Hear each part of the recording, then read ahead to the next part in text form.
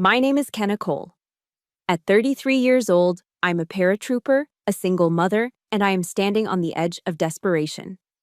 My 13-year-old daughter, Maya, needs emergency spinal surgery to keep her from becoming permanently disabled, and I'm $10,000 short. I had to swallow my pride to call my wealthy parents, asking only for them to co-sign a loan. My father, a CEO, flatly refused. He wasn't willing to take the risk. Just a few minutes later, my sister posted a photo online. My parents were smiling, raising champagne glasses at the lavish engagement party they were throwing for her in Aspen, a party that cost $25,000. They chose to celebrate the man who once assaulted me instead of saving their own granddaughter. If you have ever been treated like a failed investment by your own family, if you have ever been betrayed by the ones who were supposed to protect you, you will understand why I couldn't let this go. Let me know where you're listening from. Like and subscribe, because this is the story of how the soldiers I served with became my true family. The call ended, but I didn't move. I kept the phone pressed to my ear, listening to the dial tone. A long, flat, infinite sound that felt like a final mockery. It buzzed in the hollow space my father's voice had just occupied. I didn't cry. The tears, they wouldn't come. It was as if they had frozen solid somewhere in my chest, a block of ice pressing against my lungs. I just sat there, motionless on a hard plastic chair in the hallway of Womack Army Medical Center.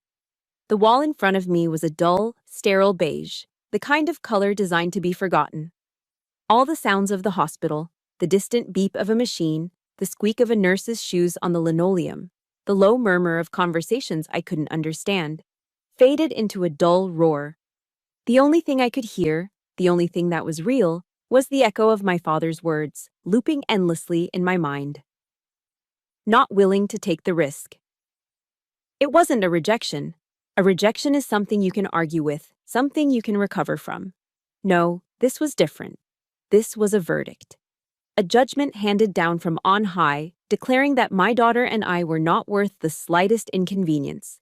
We were a bad investment, a liability. Our value had been calculated, and we had been found wanting. My training as a soldier, as a staff sergeant in the 82nd Airborne, had taught me to compartmentalize, to assess a threat and act. But this wasn't a firefight. This was a slow, quiet bleed-out in a beige hallway, and the wound had been inflicted by my own blood.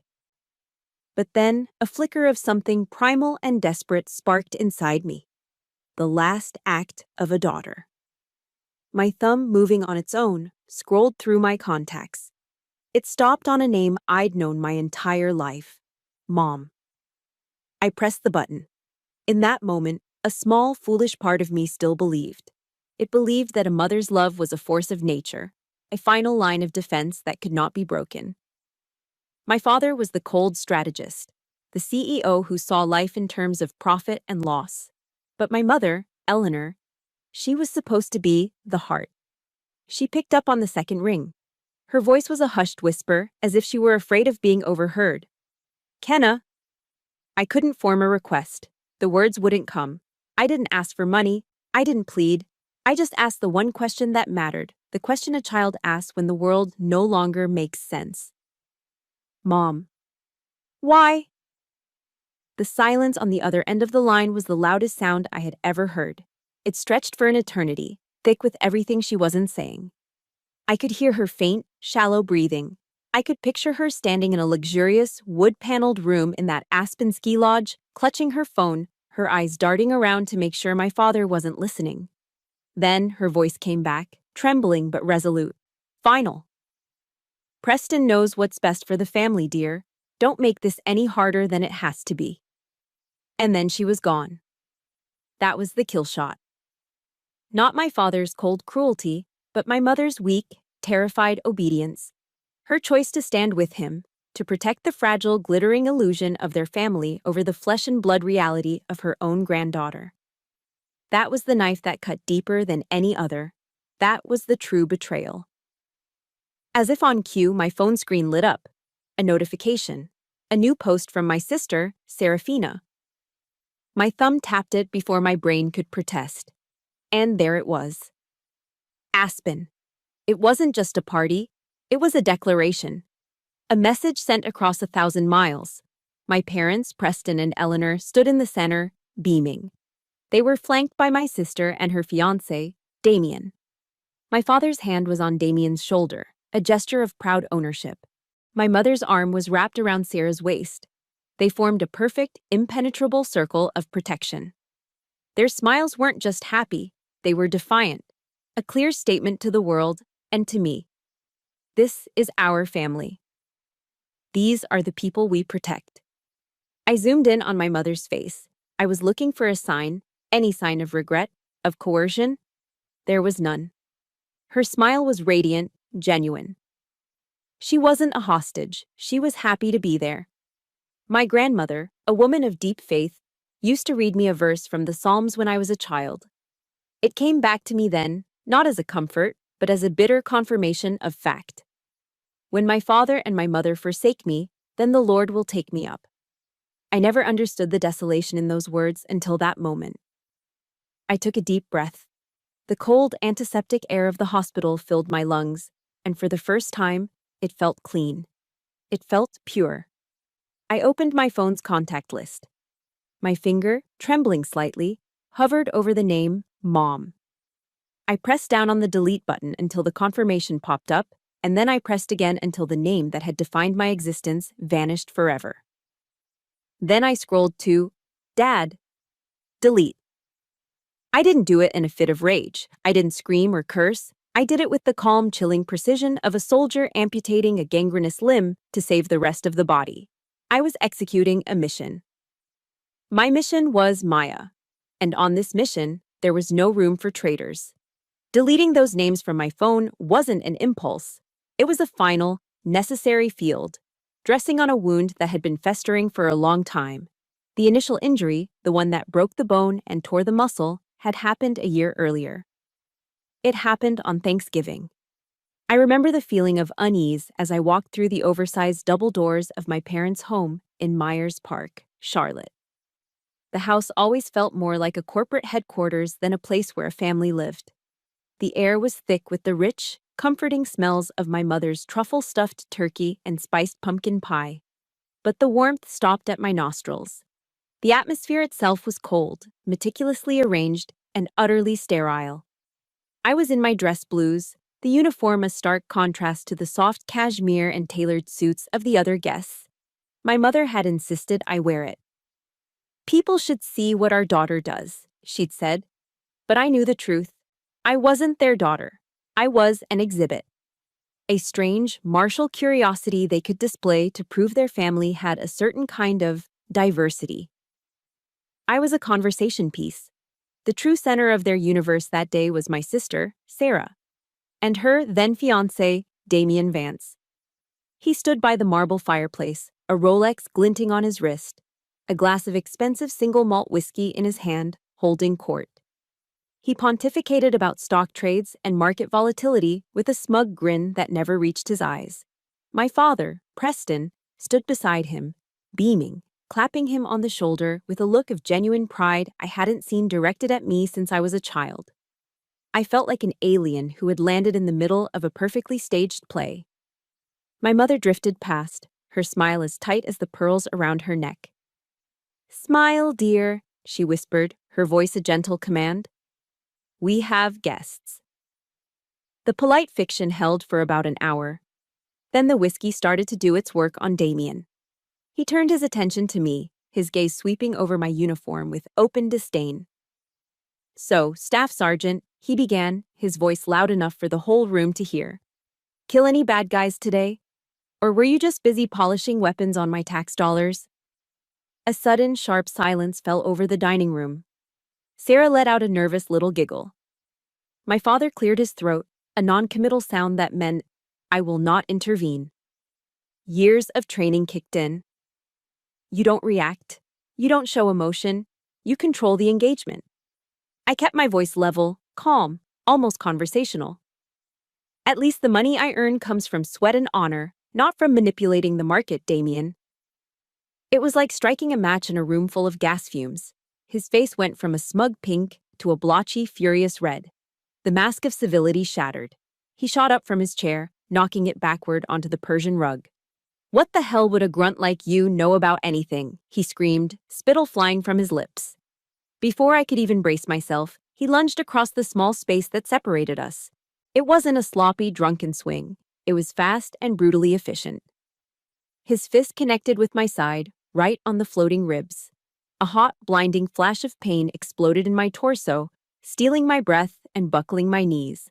I crumpled to the floor, the world narrowing to a pinprick of agony. But the punch wasn't the worst part. The worst part was what happened next. My father, Preston, moved instantly. But he didn't move toward me. He rushed to Damien, grabbing his arms, restraining him.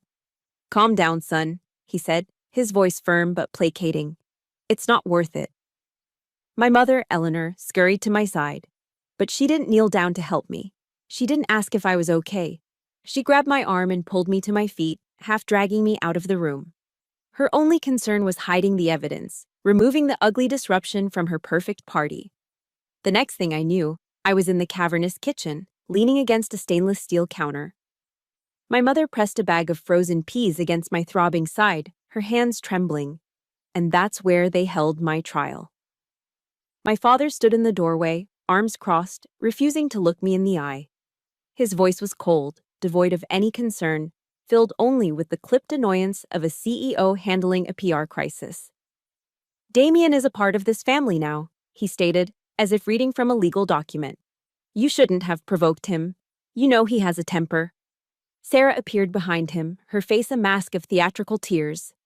"You ruined Thanksgiving," she wailed, her voice rising. "You always do this. You always have to make everything about you."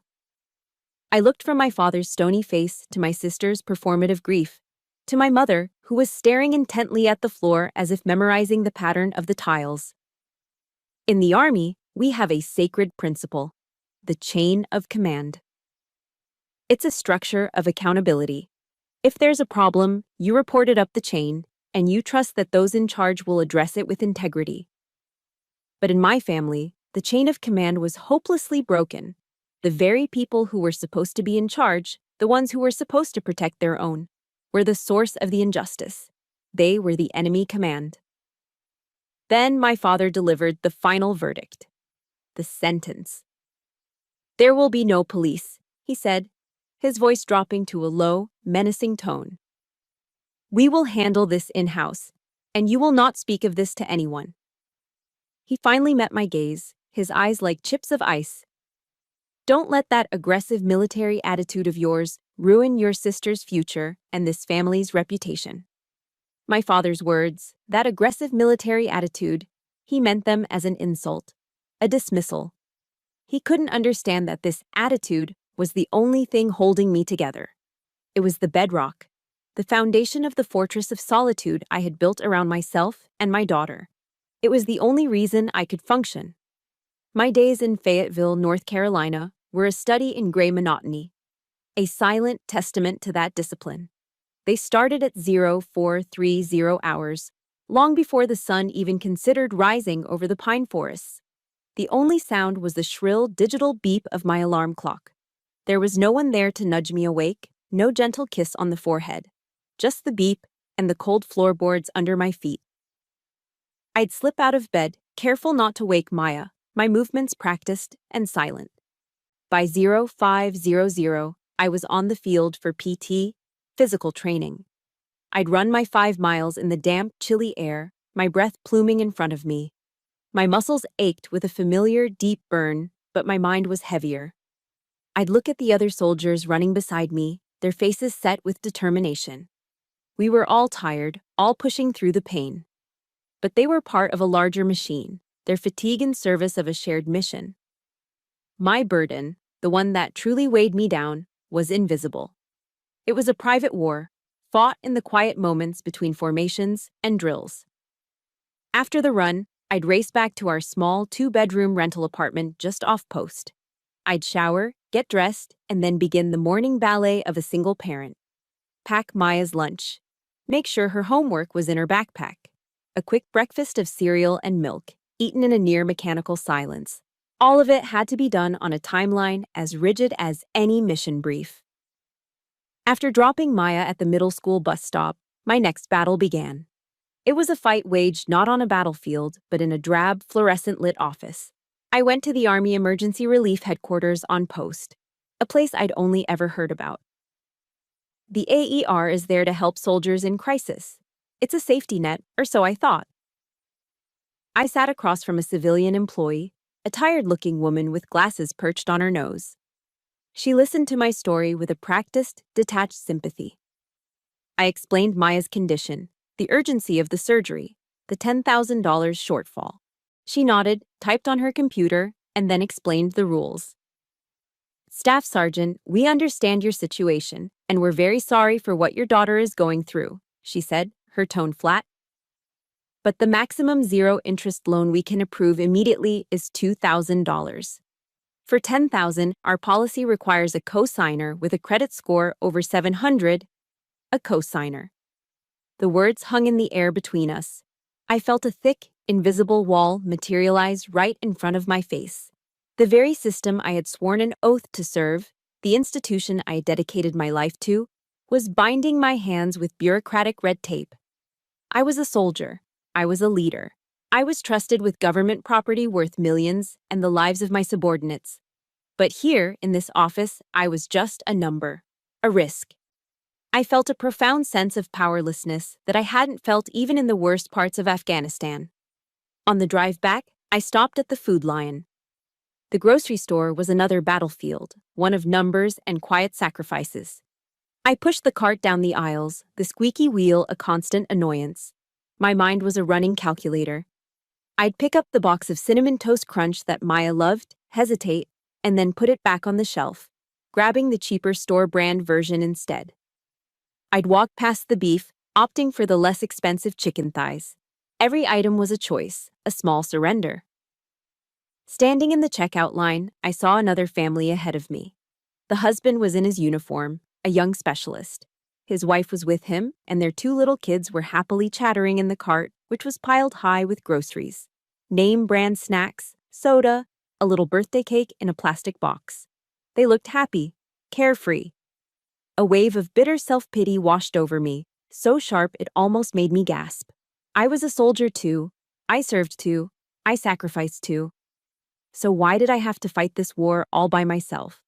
The crushing weight of being a single mother in the military had never felt so real, so painfully sharp. If you've ever felt that kind of loneliness, that feeling of fighting a battle no one else can see, it's a heavy weight to carry alone.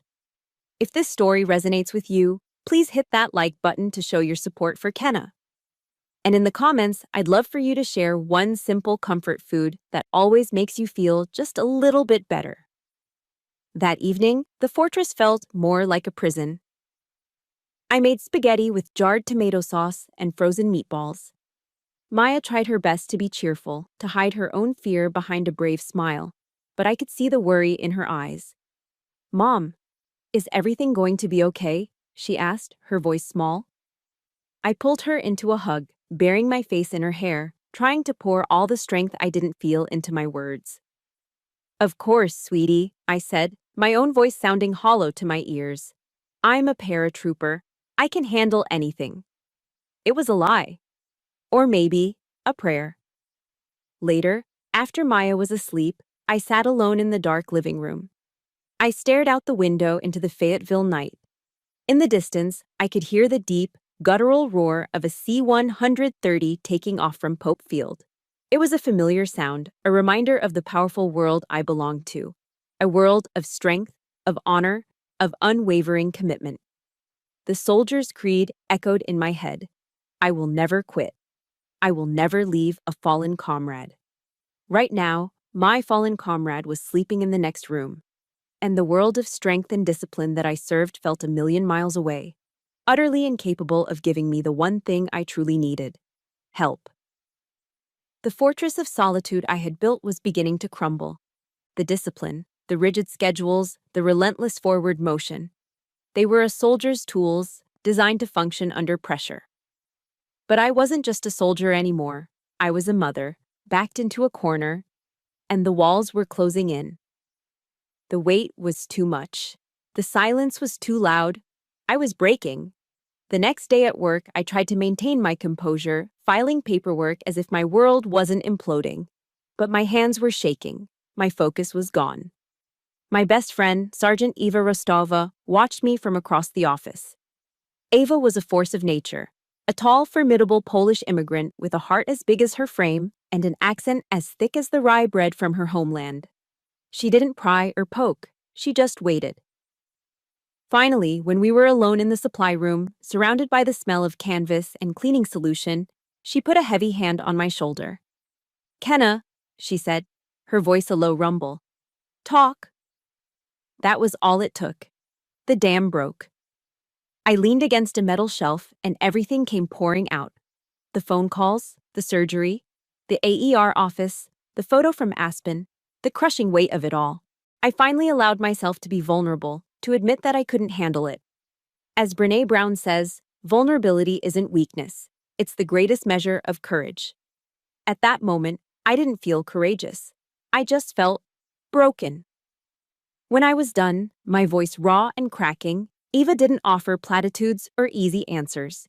She just pulled me into a fierce, bone-crushing hug. She held me as I finally cried. Not the silent, frozen tears of before, but hot, messy, racking sobs. I cried for my daughter, for my broken family, and for the little girl inside me who had always just wanted her mother. When the tears subsided, Eva held me at arm's length, her eyes blazing. "Why you not say sooner?" she demanded, her voice thick with a protective anger. "We are family. Family does not leave one alone." That simple word, family, was like a warm current flowing into my frozen soul. It was everything I had been searching for, and it was here all along. Eva Rostova did not waste time. She was a woman of action. The moment we left the supply room, she was on a mission. She marched straight to our company commander, Captain Miller. He was a young officer, barely 30, but he had the wisdom of a man twice his age.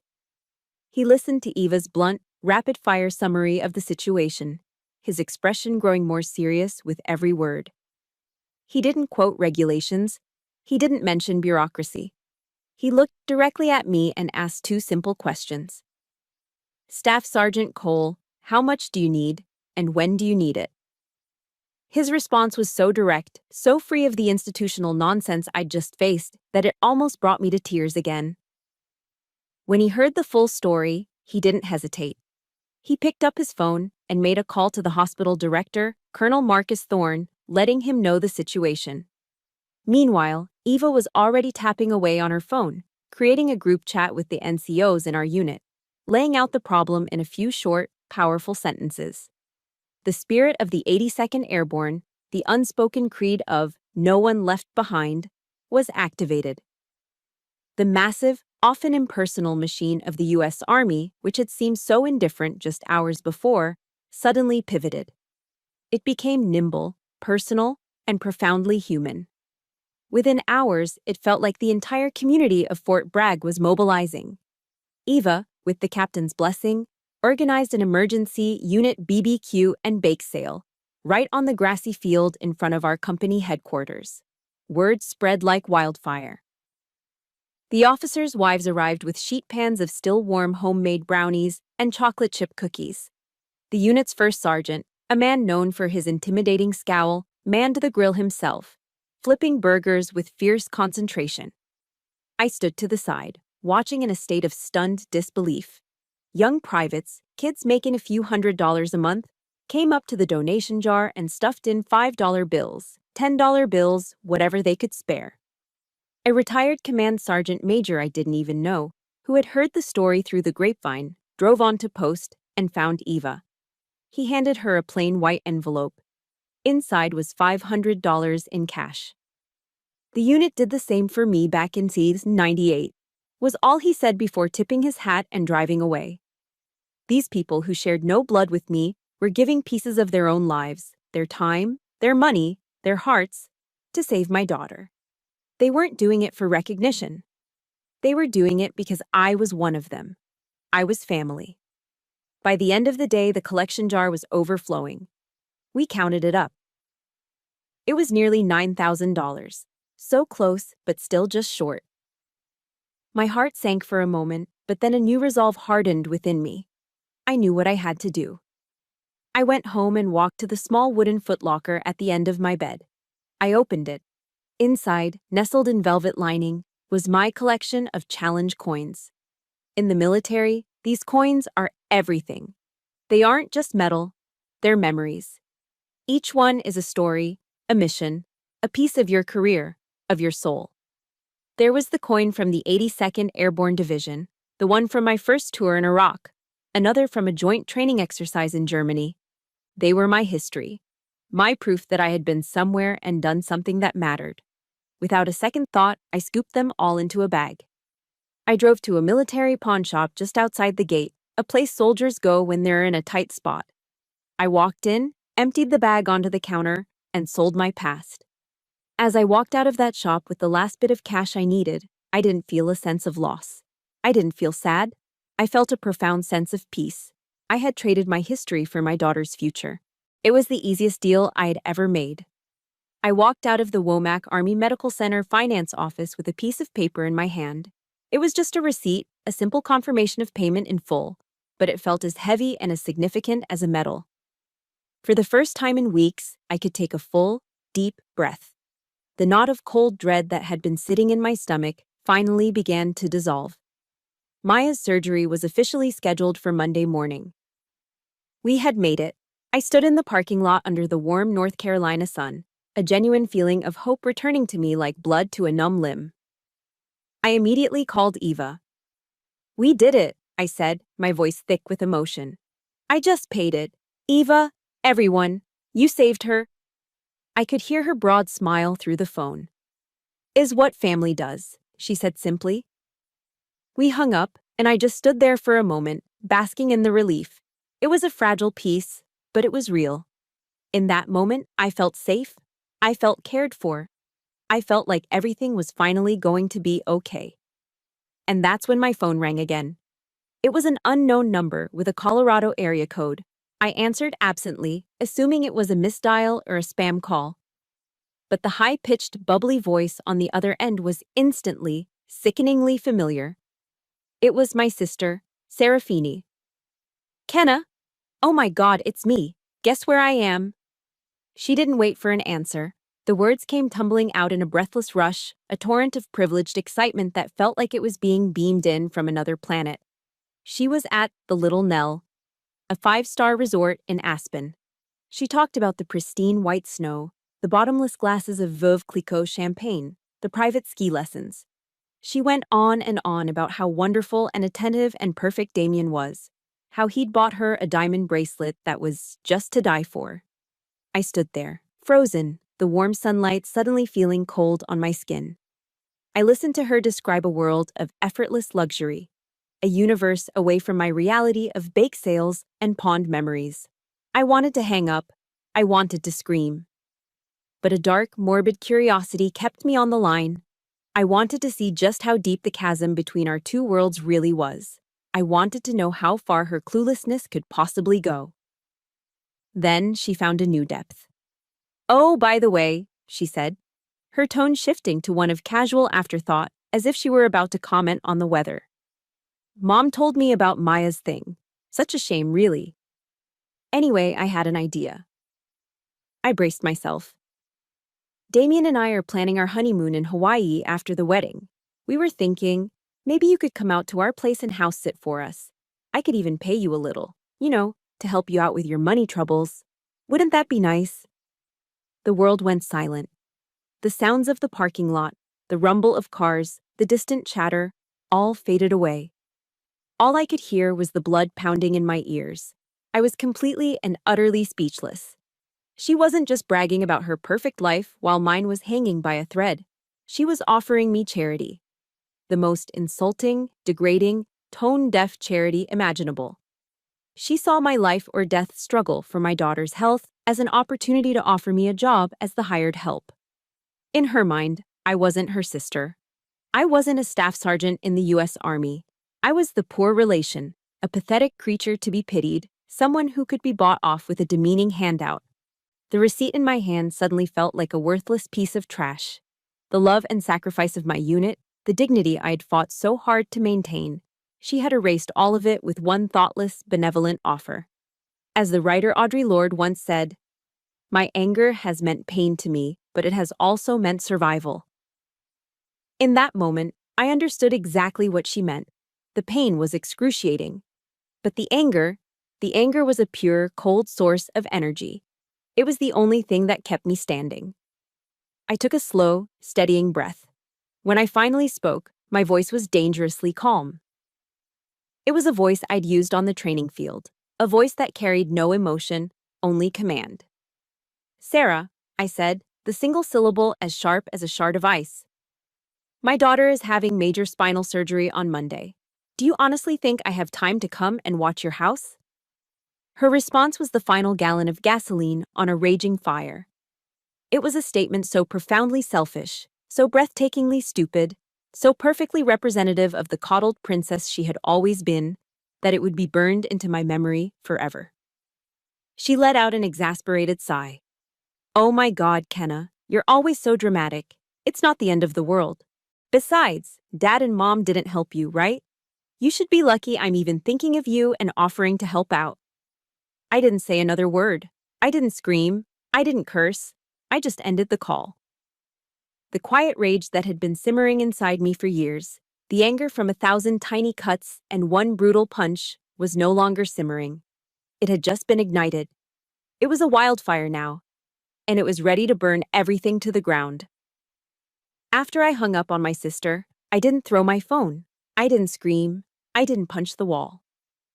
The wildfire of rage inside me didn't manifest in noise or violence. It condensed. It cooled. It became something dense and heavy, a terrifying calm that settled deep in my bones. I got in my old Ford sedan and just started driving. I had no destination. I drove through the familiar streets of Fayetteville, past the endless strip malls and pawn shops that line the roads around any major military base.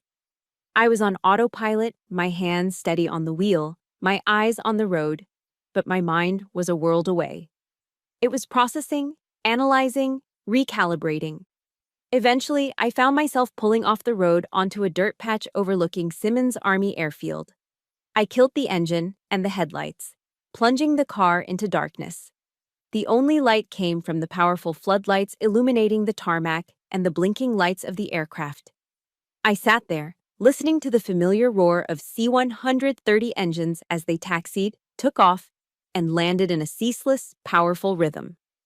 Through the chain-link fence, I could see them, the silhouettes of paratroopers, my brothers and sisters in arms conducting night jump training. They were moving with purpose, with discipline. I have spent my entire adult life learning to control my emotions. In the Army, you learn to compartmentalize. You take fear, anger, and pain, and you pack them into a small, tight box in the back of your mind. You learn to function in spite of them. You learn to turn that raw energy into fuel for the mission. And tonight, I was going to use every bit of that training for a mission of my own. A bitter truth crystallized in my mind as I watched the planes ascend into the black sky. For years, I had tried to keep my two worlds separate. There was Staff Sergeant Cole, the paratrooper, the NCO. And then there was Kenna Cole, the daughter, the sister. I endured the dysfunction and casual cruelty of my family because I told myself it wasn't a real fight. It was just family. I was wrong, so profoundly, fundamentally wrong. My family, with their corrosive hypocrisy and their casual disregard for anyone but themselves, was not a separate world. They were an enemy force, and an enemy must be confronted. Preston, Eleanor, Sarah, and especially Damien, they hadn't just hurt me. They were a threat. They represented everything I had sworn an oath to fight against when I first put on this uniform. The rot of corruption, the abuse of power, the belief that money and status put you above decency and the law. My silence hadn't kept the peace. It had enabled them. It had been a form of cowardice. That's when the mission parameters became clear. My weapon would not be a rifle. My weapon would be the truth. My battlefield would not be some dusty village in a foreign country. My battlefield would be the very system my father, Preston Cole, had built his empire on and worshipped like a god. I knew better than most that his company, Parkside Medical, was a major defense contractor. And with those lucrative government contracts came a mountain of rules. They were held to an incredibly high standard of ethical conduct and security protocols. Their leadership, the CEO, his family, his close associates like Damien, had to be clean. They had to be beyond reproach. And I knew, with absolute certainty, that they were not clean. Covering up a violent assault, coercing a non-commissioned officer to remain silent to protect the family's reputation, that wasn't just unethical. In the world of defense contracts, that was a security risk. It was a character flaw that could compromise a company trusted with the health and safety of American soldiers. My father had built his castle on a foundation of lies, and I was about to light a match. General George S. Patton once said, "Accept the challenges so that you can feel the exhilaration of victory."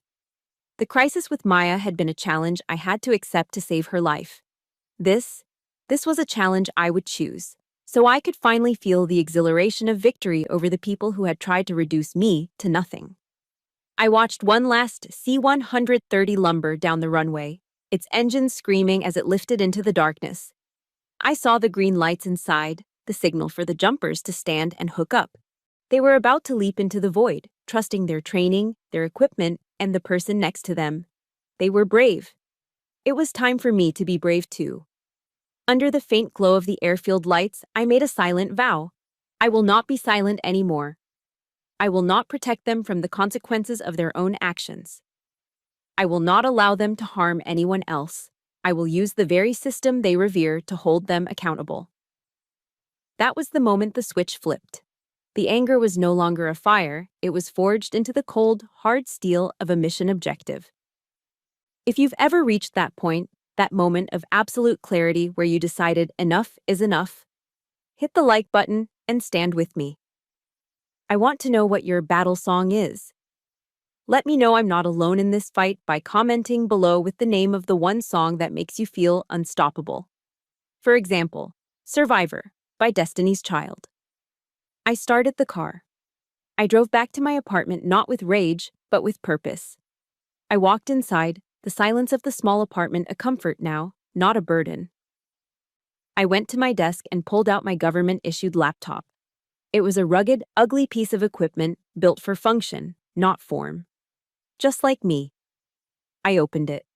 The screen flickered to life, bathing my face in a pale blue glow. My fingers found the keyboard. The real war had just begun. The war room was my 10 by 10 foot living room, and my theater of operations was the glowing screen of my government-issued laptop. There were no maps on the wall, no fellow soldiers to strategize with. There was only the low hum of the computer and the cold, clear purpose that now filled the space where anger and grief had been. My first action was to establish a secure perimeter. I created a new encrypted file, buried it deep within the laptop's directory, and gave it a name: Operation Cole. This wasn't about family anymore. This was a mission, and I would approach it with the same precision and detachment I would any other. I began assembling my intelligence, my ammunition. I created a document, a timeline. I started with Thanksgiving of last year, November 24th. I documented the time of the incident, the exact venomous words Damien had spat at me, and my response. I detailed the assault, the sudden, brutal impact to my ribs. Most importantly, I chronicled the aftermath, the words of my own family that cut deeper than any physical blow. My father's chilling declaration, "Damien is part of this family. You shouldn't have provoked him." His final command, "There will be no police. We will handle this in-house." Each word was a piece of evidence, a nail in the coffin of their integrity. I scrolled through my phone, my thumb moving with a steady, robotic calm. I found the Instagram post from Sarah, the one from the night my world fell apart. I took a high-resolution screenshot. My parents, flanking Sarah and Damien in Aspen, their champagne glasses raised in a toast. The date stamp, the location tag, the gleeful caption. It was all there. A perfect, damning portrait of their priorities. Next, I dug into my email archive. I searched for Parkside Medical and Contract. It didn't take long to find them. Years' worth of emails from my father, forwarded to my government address with a kind of smug pride. Announcements of new contracts with the Department of Defense, press releases boasting about their partnerships. And then I found the one that made my blood run cold. It was an internal newsletter from last spring, proudly announcing Parkside Medical's renewed contract to supply critical medical equipment to several military hospitals. The first one on the list was Womack Army Medical Center. My hospital. The place where my daughter's future hung in the balance. They weren't just my family. They were a link in the supply chain that was supposed to support me, to support my comrades. And they were rotten to the core. Each piece of evidence wasn't just a personal grievance, it was a data point in a larger picture of profound ethical failure. But I knew I couldn't act on emotion alone. I needed to confirm my strategy. The next morning, I requested a brief meeting with a captain in the JAG Corps I'd worked with before, a sharp, by-the-book officer I trusted. I didn't give him my story, I gave him a scenario. Captain, I began, keeping my voice level and professional. Hypothetically, let's say a soldier becomes aware that a key member of a defense contractor's leadership was involved in a violent assault, and that the company's CEO actively covered it up, including pressuring a service member to stay silent. Does that soldier have a responsibility to report it? He didn't even blink. He looked at me, his expression firm. Sergeant, it's not a responsibility. It's a duty. The integrity of the defense supply chain is a matter of national security. A leader who would cover up an assault is a leader whose judgment is compromised. That's a risk we cannot afford. That was my green light. That afternoon, I began to write. I did not write as Kenna Cole, the broken-hearted daughter. I wrote as Staff Sergeant Kenna Cole, U.S. Army NCO in charge, fulfilling her duty. The report was clinical, stripped of all emotion. It was structured with the cold logic of an after-action report. Subject: Report of ethical and security concerns regarding defense contractor Parkside Medical. Contractor name: Parkside Medical Inc. Seats, Charlotte, North Carolina. Leadership personnel. Implicated: Preston Cole, CEO. Damian Vance, fiancé of board member's daughter and close business associate. Incident summary. On November 24th of last year, Mr. Vance physically assaulted the undersigned service member. The incident was witnessed by Mr. Cole, who subsequently used his position of familial authority to suppress the reporting of the incident to law enforcement, citing concerns for family and company reputation. Potential risk assessment. The leadership's demonstrated willingness to conceal a violent crime and coerce a service member indicates a significant character and ethics failure. This lack of integrity presents a potential security risk, compromising the trustworthiness of a contractor responsible for providing critical supplies to U.S. military personnel. I read it over, then I read it again. It was all there. The facts laid out like bones on a table. I navigated to the Department of Defense hotline website, the official anonymous portal for reporting waste, fraud, and abuse. I uploaded my meticulously crafted report. My finger hovered over the submit button. For a fleeting second, I paused. My eyes fell on the small framed photo on my desk. It was of Maya, taken last summer, a wide, gap-toothed grin on her face. This wasn't about revenge. I knew that now. Revenge is a hot, messy emotion. This was cold and clean. This was about protection. It was about protecting her future from the poison of that family. It was about protecting every soldier who relied on a system that was only as strong as the integrity of the people within it. The warrior ethos, the creed I lived by, echoed in my head. I will never accept defeat. I will never quit. I had not quit on my daughter, and I would not quit on this. I took a deep breath, the sterile air of my apartment filling my lungs, and I clicked the button. There was no sound, no explosion, just a small quiet line of text that appeared on the screen. Your report has been received. But I knew with every fiber of my being that I had just armed a time bomb and placed it at the very foundation of my father's world. The time bomb I had planted didn't go off with a bang. It started with a whisper. 2 weeks after Maya's surgery, life had found a new, quiet rhythm. She was recovering beautifully, the resilience of a 13-year-old on full display, already graduating from the walker to crutches with a determined look on her face. Her complaints about the physical therapy exercises were getting louder, and her negotiations for more screen time were becoming more sophisticated. These were the sounds of healing, the sounds of normalcy. For the first time in months, I felt the tight, relentless knot of dread in my stomach begin to loosen its grip. The world, for a brief moment, felt stable. I was on my lunch break at the battalion headquarters, methodically working my way through a sad desk salad, scrolling through my phone when I saw it. It was a small article on the website of the Charlotte Business Journal, a publication my father used to leave on our marble kitchen island as if it were scripture. The headline was innocuous enough, buried halfway down the page. Local defense contractor Parkside Medical faces federal review. My heart didn't pound. My hands didn't shake as I held the plastic fork. I just took a slow sip of the bitter, burnt coffee from the office machine and read. The article was vague, professionally cautious, citing anonymous sources about an internal ethics investigation into the conduct of senior leadership. There were no names, no specifics, no mention of assaults or family drama. It was just a ripple on the surface of a very large pond, a small tremor before the earthquake. I didn't feel a surge of victory.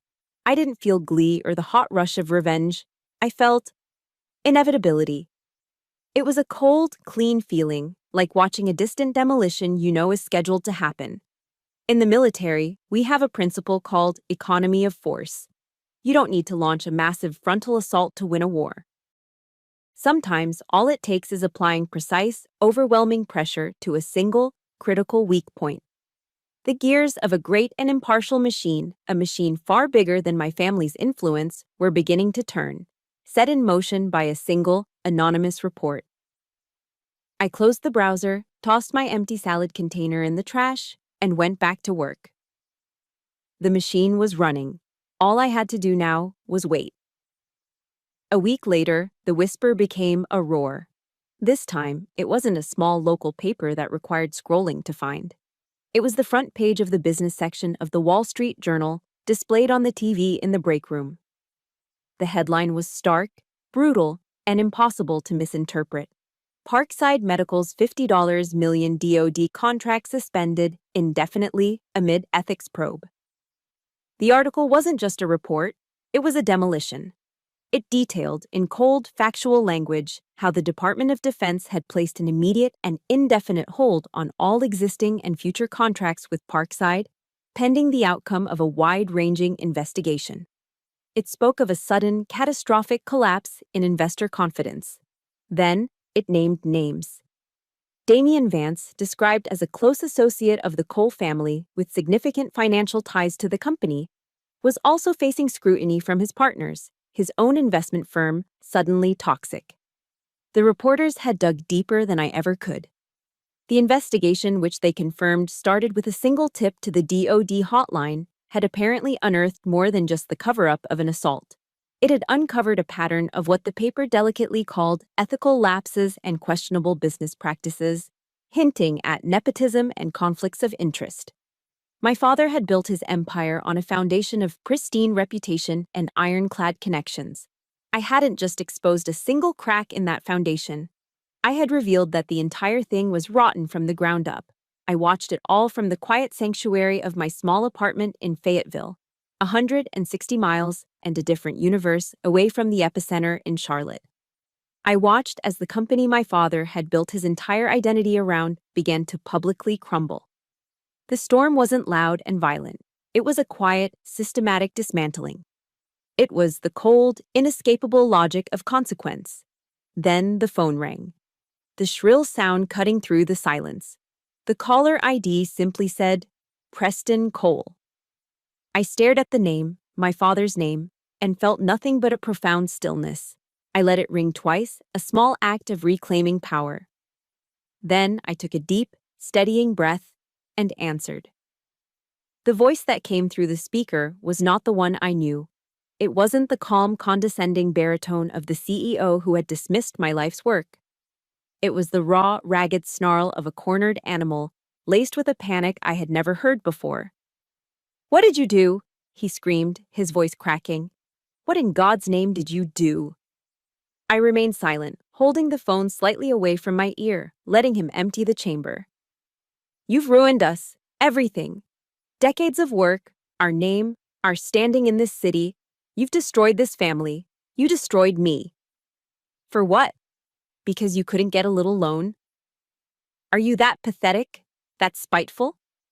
He was ranting now, a torrent of accusations and insults, a desperate attempt to find purchase on a cliff face that was crumbling beneath his feet. I listened patiently, the way you listen to an incoming artillery barrage from a safe bunker. You don't argue with it, you just wait for the explosions to stop. When he finally paused, gasping for breath, I spoke. My voice was quiet, level, and utterly calm. "I didn't do anything." "Don't you lie to me," he roared, his voice ragged. "They said it was an anonymous tip from a service member. It had to be you." "I didn't do anything to you, Dad," I repeated, my tone unchanging, clinical. "I just told the truth. The consequences you're facing right now are the result of your choices, and Damien's choices." I let a beat of silence hang in the air, a silence more powerful than any shout before I delivered the final, precise strike. "You were the one who always taught me to be accountable for my actions. Remember?" There was a sudden, choked silence on the other end of the line. It was as if I'd reached through the phone and slapped him. He had been ready for my tears, for my anger, for a fight he could understand. He was not ready for his own logic being turned back on him like a weapon. He was not ready for the calm, disciplined soldier he had always despised. He stammered a series of broken, incoherent sounds, trying to find another accusation, another threat, but the words wouldn't come. He had no ammunition left. I hadn't attacked him. I had simply held up a mirror, and the reflection had destroyed him. Finally, all he could manage was a guttural, defeated roar of pure frustration. And then, the line went dead. I slowly lowered the phone and placed it on the counter. There was no shaking, no adrenaline, just a profound, quiet stillness. The silent storm had passed, and I, for the first time in my entire life, was the one left standing. After the storm comes the quiet. But it wasn't a peaceful quiet. It was the heavy, humming silence of aftershock, a landscape forever changed.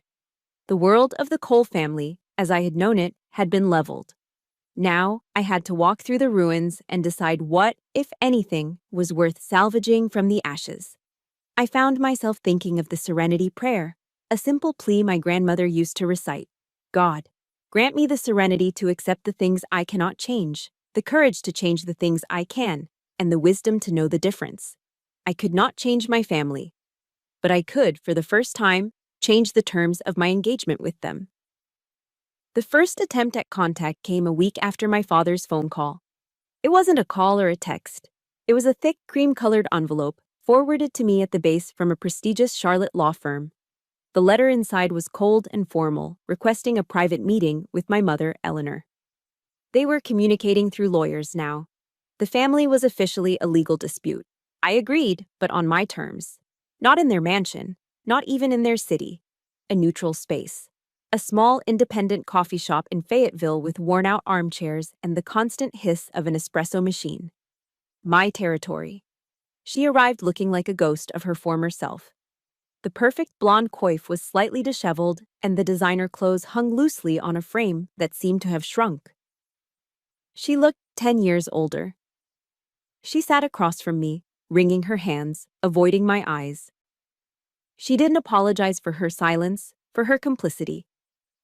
She didn't ask about Maya. She got straight to the point, her voice a fragile whisper. "Kenna, your father, the company, it's all he has. You have to retract your statement. Tell them it was a misunderstanding." She finally looked at me, her eyes pleading. "It's our family's legacy, Kenna." I looked at this woman, my mother, and felt a profound, aching sadness. She was still trying to save the house after it had already burned to the ground. "My legacy is Maya," I said, my voice quiet but firm. My legacy is a daughter who knows her mother will protect her, no matter the cost. I've chosen my legacy, Mom. I took a sip of my coffee, letting the words settle between us. So have you. The next attempt came from my father. A FedEx overnight package arrived at the base, addressed to me. Inside was a cashier's check. The number written on it made me blink. $100,000. Tucked inside with it was a small note, scrawled in my father's impatient handwriting. Just 4 words. For Maya, now stop. I stared at the check. It was a staggering amount of money. It was security. It was a new car, a down payment on a house, a college fund for Maya set for life. But it wasn't a gift. It wasn't an apology. It was a transaction. It was the final, arrogant attempt to buy my silence, to pay off his guilt like it was just another invoice. He still didn't get it. He never would. He believed everything and everyone had a price. Without a moment of hesitation, I took the check and tore it neatly into 4 precise squares. I put the pieces back into the FedEx envelope, sealed it, and wrote the return address for Parkside Medical's corporate headquarters on the front. I sent it back without a note. My silence, I decided, was a far more powerful message than any words I could write. The final call came from Sarah. Their fairy tale wedding had, of course, been called off. Under the crushing weight of the scandal and the collapse of his finances, Damien had done what cowards do. He had run, leaving my sister in the wreckage. She was hysterical when I answered, her voice a torrent of sobs and accusations. "You did this!" she shrieked. "You ruined my life. I hate you. It's all your fault." This time, I didn't get angry. I didn't feel the need to defend myself. I just listened, holding the phone to my ear as she poured out all her pain and rage. I let her finish. Let the storm of her sorrow finally exhaust itself into ragged breaths. When she was done, I spoke, my voice calm. And for the first time, carrying not anger, but a strange, sad pity for her. "No, Sarah," I said, my tone gentle but firm. "I saved your life from an abuser. Maybe someday you'll understand that." Then, before she could reply, I ended the call. And I blocked her number. The last door was closed. In the midst of these familial aftershocks, something unexpected happened. Captain Miller called me into his office. He looked at me with a respect I'd never seen from my own father. "Sergeant Cole," he began, his tone formal, "your leadership has not gone unnoticed. The way you've handled this entire personal crisis, with professionalism and integrity, while never once letting it affect your duties, it's been exemplary." He paused. "The battalion command has unanimously recommended you for officer candidate school." I was stunned into silence. OCS. It was the path to becoming a commissioned officer. It was a future I'd dreamed of but never thought possible as a single mother. It was a level of respect and recognition I had stopped seeking from my family years ago. I had spent my whole life trying to earn a place in a family that saw me as a liability. And here, in this family of soldiers, this family I had chosen, they saw me as a leader. As I walked out of his office and into the bright North Carolina sun, I felt the last of the heavy weight lift off my shoulders. That evening, I went home and started packing boxes. Maya and I were heading for a new chapter. And for the first time, the future felt like my own. 6 months later, I stood on the parade grounds of Fort Moore, Georgia. The humid summer air was thick with the smell of cut grass and starched uniforms. I wasn't Staff Sergeant Cole anymore. The uniform I wore was new, the fabric crisp, and on the shoulders were the single, gleaming gold bars of a second lieutenant. The officer candidate school graduation ceremony was a blur of precision drills, shouted commands, and speeches about leadership and honor. But my focus was fixed on one point in the sea of faces in the bleachers. Maya sat in the front row, wedged between a beaming Eva Rostova, who had driven 8 hours straight from North Carolina to be there, and Captain Miller, who had come on his own time. When the commanding officer called out, "Second Lieutenant Kenna Cole," a cheer erupted from that small section, louder and more passionate than any other. It was Maya, jumping up and down, waving a tiny American flag. Our eyes met across the field, and in that one look, A universe of pride, love, and shared survival passed between us. I wasn't just a soldier struggling to get by anymore. I was an officer, a leader. I hadn't just taken back control of my life, I had elevated it. I had learned to fly. A few weeks later, we were back at Fort Bragg. But the world felt different. It was the 82nd Airborne's annual Family Day. The giant polo field was covered in bouncy castles, picnic blankets, and the organized chaos of 1,000 military families. The air was filled with the sounds of children laughing, the sizzle of hot dogs on massive grills, and the thumping beat of a military band playing pop songs. Maya, completely healed and faster than ever, darted through the crowds, a streak of pure joy. We weren't alone in the crowd. We were the center of a small, rotating universe of friends. Captain Miller, now a colleague I could almost call by his first name, came over to shake my hand and congratulate me.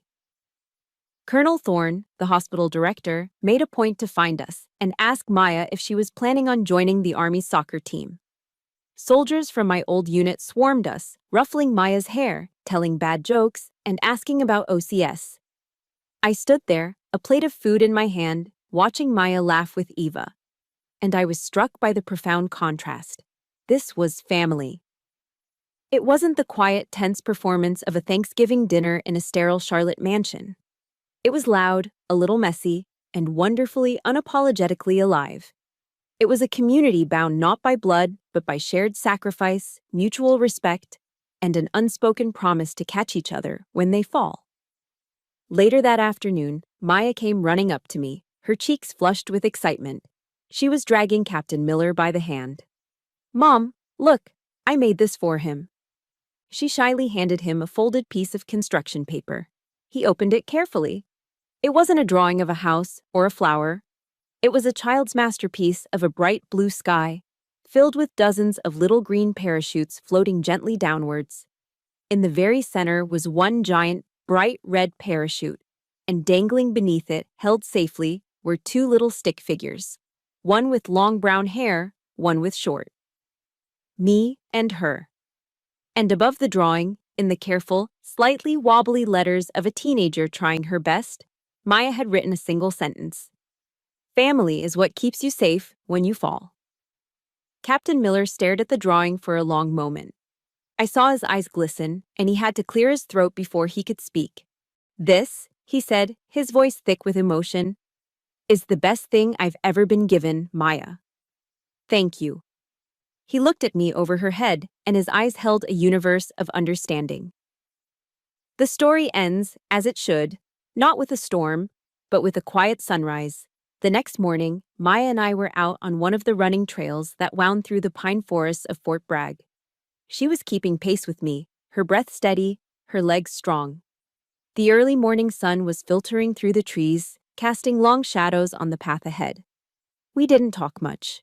We just ran, sharing the comfortable silence of two people who understood each other completely. I looked over at my daughter, at the determined set of her jaw and the easy smile on her face as she ran, and a profound sense of peace washed over me. I finally understood. The writer Maya Angelou once said, "I can be changed by what happens to me, but I refuse to be reduced by it." I had been changed. The scars from my past were still there, faint lines on my soul, but they no longer defined me. They weren't a source of shame or pain. They were a map. They were a reminder of the battles I'd fought and the strength I never knew I possessed. I had won. I had won the only fights that ever truly mattered. I had saved my daughter. I had found my real family. I had reclaimed my honor. The past was a closed book, and the future. The future was an open sky, vast and blue, and waiting for me.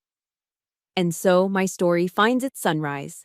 I wanted to share this journey with you because I know I'm not the only one who has had to build their own family from the ashes of the old one. Thank you for walking this path with me. If my story has resonated with you, your support means everything. Please like this story and subscribe for more tales of resilience and finding strength. And in the comments below, I would be honored if you shared the name of just one person who is part of your chosen family.